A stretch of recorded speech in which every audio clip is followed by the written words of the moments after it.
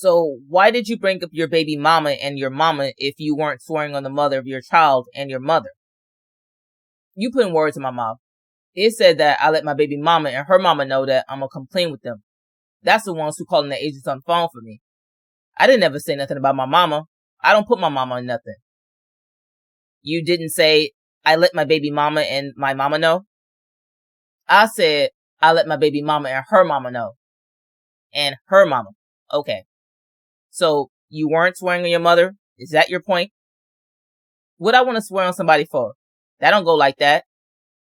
Okay. And from what you're testifying, you can now hear that, or you now hear this is Agent Wood playing a game with you, right? What you said? The way you hear this now is that Agent Wood has been playing a game with you, right? He playing a game with me? Yeah. I told you. Yeah, he playing games. So now he is trying to get you to give up more murders, right? He already told me anything that I say on his phone that I would not get charged for. But I'm basically telling him like, man, listen, I already know y'all. I'm skeptical about telling y'all anything. But he asking me questions. I'm like, yeah, I'm just saying anything to him. But I know one thing. I just told you that I'm not trying to bring none of them dudes down. That's why I just told a specific murder about Merle and Breezy. It was good details and Breezy got charged with it with me.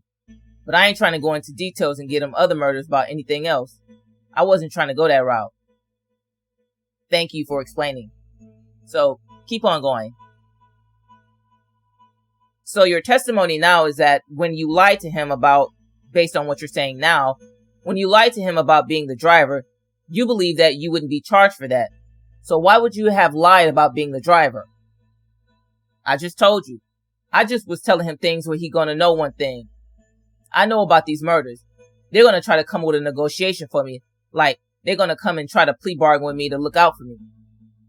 So if I understand right, and correct me if I'm wrong, he's trying to play a game on you in your mind, but really, you're playing a game on him. Right? I am trying to play a game. He came up on top. Okay. Is that the truth? Yeah, that's the truth. I can explain? Yeah, go ahead. Well, never mind. Well, listen. Go ahead. When I played out, I played out to that murder.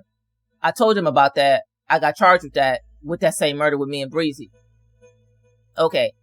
And, well, let's just keep on playing. When you say we never do nothing together, you mean, what you're saying here is that you and T-Red never committed any violent crimes together. Right? Yeah. I told him that me and T-Red never killed nobody together.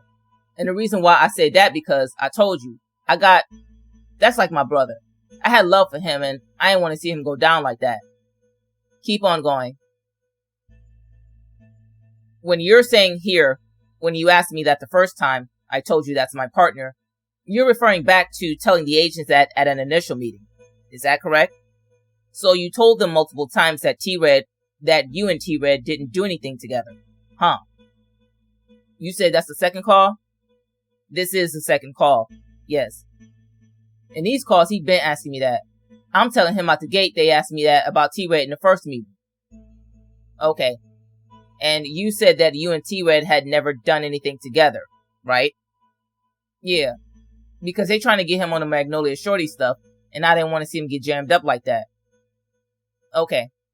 Keep on going. So Agent Wood accuses you of telling us a lot of lies so far. And your response is, no, I ain't tell you all no lies. And that when you say I ain't tell you no lies, that is a lie. Right? What you said? You were asked, because you've told a lot of lies so far, right? And your response is, no, I ain't tell you all no lies. True or false? Your statement, no, I ain't tell you all no lies, is itself a lie, right? Yeah, it's a lie. It's a lie because I told you, I'm not trying to get them in jail. I'm not trying to fully cooperate and give up all them dues. I'm trying to give them partial things. I'm trying to give them a little something and try to move on. I'm not trying to go all the way with it. Just to be clear, you're lying about lying, right? Objection, Judge. Asked and answered. Objection sustained. Okay. And then you keep on making this point about these guys versus Merle and Breezy, right? But you were really close with Merle, right? I met Merle at Evans and them. That's Merle and them little nephew. They been knew Merle before me. I came home in 2009. That's when I met Merle. So Merle took a liking to me because, like, how I was rocking. Like, he liked my style. I was a hustler, and he knew that if anything go down and niggas tripping, I'm gonna kill him. He know that. So at the end of the day, that's why he liked me like that. That's why I got so close like that. It ain't that or we close because I didn't grow up with him. He way older than me. I was 19 when I came to jail. And then Merle introduced you, or you met Merle at the same time as you met a lot of the other guys from the G-Strip, right? I'm on G-Strip. I'm sorry, from the Florida. Hold up, what? You met Mr. Lewis and some of these other guys who are from the Florida right around the same time as you met Merle, right? Yeah. So you have no more reason to be loyal to Merle than you have to any of these guys, right? Hold up. Say that again. You keep on saying in response to every question, well, I didn't want to throw these guys under the bus, so I just threw Merle under the bus. But, you know, you also had a relationship with Merle, right? Yeah. And Breezy. How long did you know Breezy? I knew Breezy for a long time. You knew Breezy for a long time, right? And you were really close with Breezy, right? Yeah. When you got out of juvenile prison, he was the one that hooked you up with a package so that you could make a little money, right? Yeah. And how old were you when you met Breezy? A teenager. A teenager. So you were way closer with him than you were with any of these guys, right? Yeah. And yet you put these charges on him, right? And they stuck on him, too. Exactly. Okay. Well, and then there was a third call with you that we played yesterday, which was on February 26, 2011. I believe it was government's exhibit number 97. And I'm going to start playing at 2011 or 2013. I apologize, Judge. It's 2013. So, February 26, 2013, government's exhibit number 97, and we're going to begin playing at 1:45. And Agent Wood is saying that if you cooperate and you come in good faith, you understand what good faith is, right? No. If you're honest with us, we won't pile all of that stuff on you, right?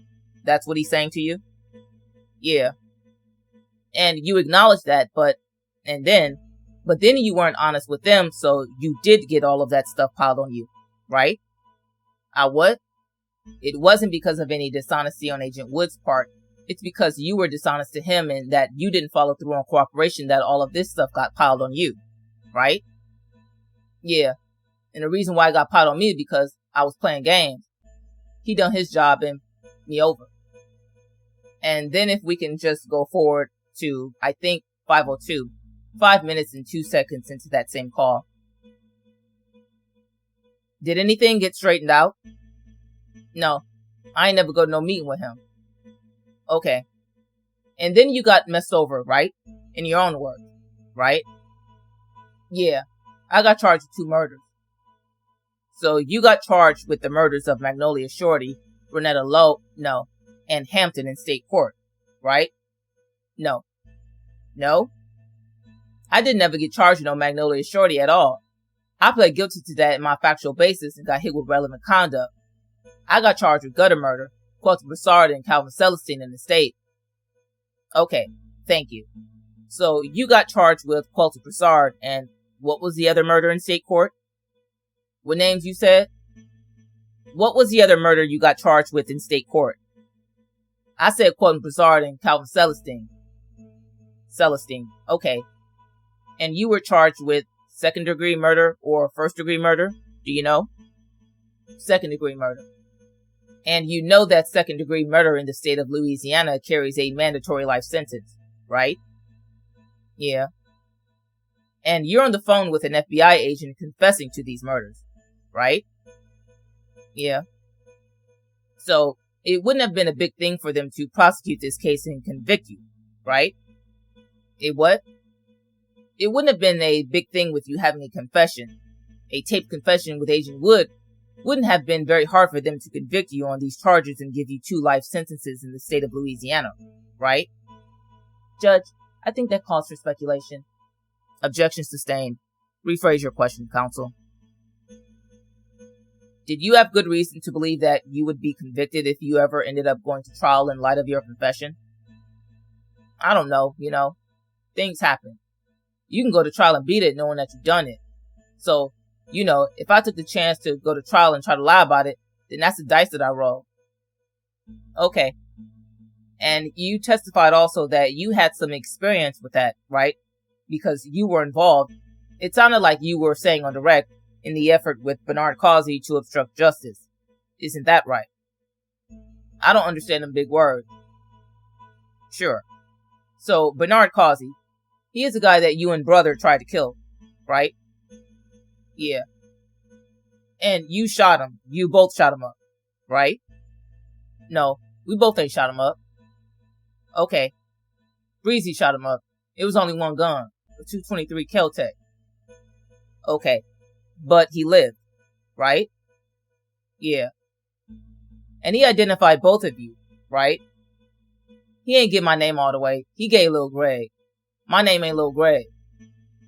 So, he said Daryl Franklin, Breezy, and Little Gregory, right? I don't know if he said Daryl Franklin. I just know the people came looking for me for questioning. When I sat in the courtroom when Breezy went for his arraignment, they read the police report and says Lil Greg pulled up on him. And that was you, right? Yeah. So the police had the first name of someone who was with Daryl Franklin who they had in custody, so it wouldn't have taken much police work to get to you, right? Yeah, it's going to take a lot of police work because my name ain't Lil Greg. My name is Gregory Stewart. Okay. And then you testified that you were aware of and somehow involved with some effort to have a criminal defense attorney that Breezy had hired to bribe Mr. Celestine, who had identified you as someone who participated in the attempted murder with him. Is that right? How Calvin Celestine going to do that if Calvin Celestine was our partner? Bernard Causey. Right, correct. Hold on, I ain't finished. Go ahead. Bernard Causey was the victim. Now no Calvin Celestine. Thank you. Same question with Bernard Causey. Would you like me to restate the question? Yeah. Not so long of a question. You were involved in an effort with Breezy to use a lawyer to pay off Bernard Causey to be quiet about what he saw that night, right? Hold up. You gotta state it for me again. I don't mean, I just want to understand you the right way because I see you said Rick Tessier on direct. You weren't so confused. On direct, you said that Rick Tessier was involved in obstructing justice with respect to this case, that he got Bernard Causey to say, I didn't see anything, right? You said that on direct, right? Rick did do that. And you were involved with that, right? Yeah. Thank you. So you were involved in an effort to obstruct justice in the case of Bernard Causey, right? Yeah. I don't see nothing wrong with that.